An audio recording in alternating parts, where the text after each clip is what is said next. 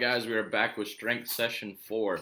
So for today we have a lot of leg movements, a lot of squat type stuff. We can go heavy today. We're really trying to build up that overall power and strength in those legs. So we got box squat, leg extension, leg curl, front squat, and then we're going to finish with a core circuit. So not as many exercises today, but a lot of them are going to be really heavy movements, so you're going to be pretty sore after this one. Once again, don't be afraid to go heavy. Box squat, you can definitely go heavy. Same with front squat. They're all going to be loaded differently though. So front squat, you're going to have the weight loaded on your chest rather than your back. So be careful there. Make sure you're doing these high risk movements good. And make sure that you're just focusing on the little things. So the technique and different aspects of what muscles you should be hitting.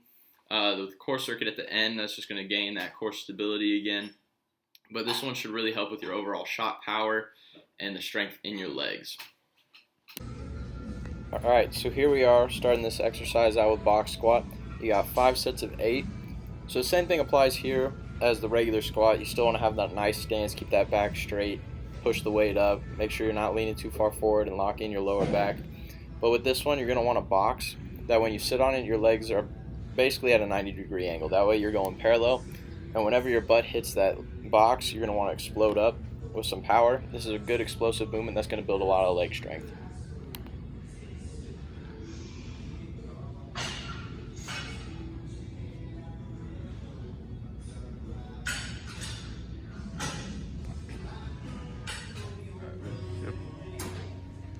And now we move into leg extensions. You're going to get the quads going. So you got 4 sets of 15.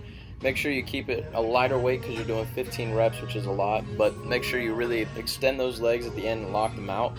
This is a great exercise to build some quad strength, which is going to help your overall leg power.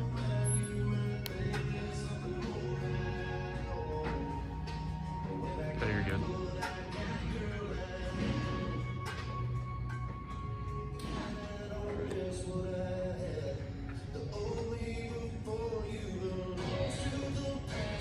Alright, now we're moving right into seated leg curls. You got 4 times 12.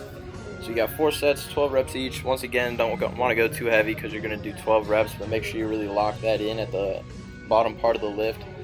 Once again, this is going to build a lot of leg strength, good for your kicking and power. On this one, make sure you have your grip your hands. You want to adjust the seat where it needs to be, that way you're doing it comfortably.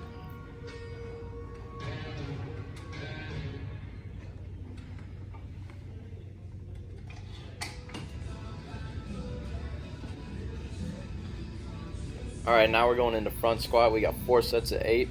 So with front squat, we're going to have 2 different grip variations. You're going to do whatever one's comfortable to you. This first one, I just wrap my fingers underneath the bar and hold it up on my shoulders, but here in a little bit you'll see another video where I actually cross my arms and hold the bar the other way on my shoulders. So with this one, you're going to have the weight loaded on your front. You're still going to want to go parallel as a normal squat, but you're going to want to make sure you don't lean too forward, otherwise you can end up hurting your back. This one's really going to work the quads more. This is a great exercise, one of my favorites to do on leg day.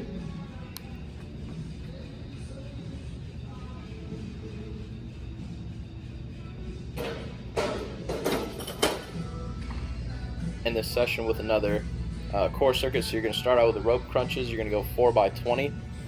With this one, you really want to make sure you're bringing those elbows to those knees and you're locking the crunch down at the lower part. This is a great exercise, really works your core with some weight.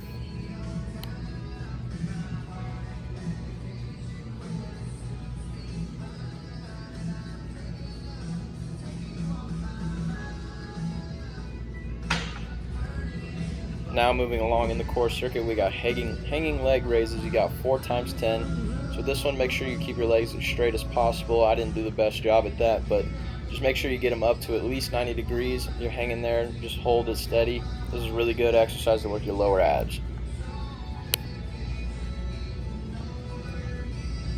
30. Yep. Alright, to finish this core circuit up, we got Russian twists. You got 4 times 20, so you're going to hit 10 each side. I'm using a med ball here, and I'm really just forcing it down into the ground. That's going to work your abs a little better, put a little explosive to it.